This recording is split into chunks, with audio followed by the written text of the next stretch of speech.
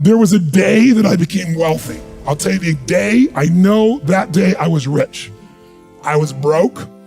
I was pissed. I was angry at everybody else, but who? Myself. I had a friend that I loaned money to when I had barely enough and I knew he needed it. And I gave him $1,200 and I'm here not able to eat. I'm down to like $25, $26. And I'm saying to him, calling him, and he's not returning my call. And I just need some money and he's ignoring me. I didn't ignore him, so I'm pissed. I'm frustrated. In the midst of all this, I'm also pragmatic. I got 25 and change, call it $26. What the hell am I gonna do? I don't have any plans for economics. I got overhead that's crazy. I'm living in this little tiny apartment, 400 square feet in Venice, California. So I thought, okay, when I was totally broke early on when I was 17, I used to save my money up and go to the smorgasbord and load up for Christmas, load up for the week. So I didn't drive there because I wasn't gonna spend the gas to get there. Plus I needed to walk, so I walked there. And I go in, I'm not dressed really great, but it's Marina Del Rey, it's okay. And I got a place right by the window and I can see these yachts going by and I'm dreaming of what life could be like. And I'm starting to let go of my anger and I'm starting to focus on what I want instead of what I don't want. How many followers say I? And that shifted me just a bit. And now I'm eating, which shifted me a lot. And I got this giant plate stacked up. And I don't know what the amount was. It was like, whatever it was, $6.95, $7.95, right? So I'm gonna do this. I could probably do this 3 or 4 times, right? Somewhere in that range. As I'm finishing my meal, this little boy comes in, dressed in a little suit. I honestly don't know how old he'd be, probably in the 3rd grade, so maybe 8 years old, 9 years old, something like that. And he opened the door for his mother, and he came over and he pulled out the seat for her, and she sat down. And she was a pretty lady, but as pretty as she was, I was totally obsessed by this boy. He had presence at 7 or 8 years old. And it moved me. I don't know why, it moved me. And I thought, this kid is like pure. I wanted to always be this way. He's such a good kid, he's a giver. So I got up and I paid for the meal and whatever it was, $6, $7. So now I've got whatever left, $17, $18, $19. And I walk up to this little boy and I said, excuse me.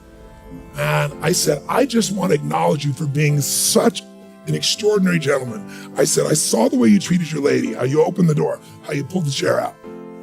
I said, that's class. I said, my name's Tony, what's yours? And I don't honestly remember his name, Charlie or something. And he looked up at me and I said, Charlie? I said, that's amazing, taking your date out for a lunch like this. He goes, well, actually, she's my mom. And I said, that's even more cool. And he said, oh, but I'm not taking you to lunch because I think he said he was 8. I said, oh, yes, you are. I had no plan for this. I just reached in my pocket. I took all the money I had left, $17, $18, $19, and I put it on the table. And I said, you're taking it to lunch. He looked up at me and he goes, I can't take that. I said, sure you can. He said, why? Because I'm bigger than you are. And he smiled real big, and I didn't even look at his mom. I just turned and walked away. And I didn't walk out of that door. I flew home. I should have been freaking out. How am I gonna eat? But I didn't. I feel that there's something inside of me. I finally got past scarcity. I finally realized there's something inside of us more than our limits, especially around this thing called money, that I had let terrorize me. And I got home, and the mailman came that day, and I had no idea I was gonna have my next meal. And a letter comes, and it's from the guy I loaned the money to. A handwritten note saying, I've been avoiding you. It's wrong. I'm so sorry. You were there when I needed you. Here's what I owe you plus a little bit more. And the $1,200 was there, plus another $100 for the time that I had to take care of it. And for me, $1,300, that was enough to run my show for a month or two. And I cried. And then I decided, what does this mean? I thought, this means that whenever you give, it's always gonna come back, so you don't have to ever think about that again. Just give. The rewards will be greater than you can ever imagine.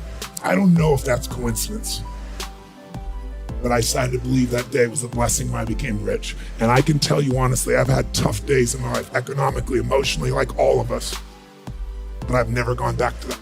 Scarcity, I never will. The secret to living is giving. Do it when you don't have it, and I promise you, scarcity will leave your life.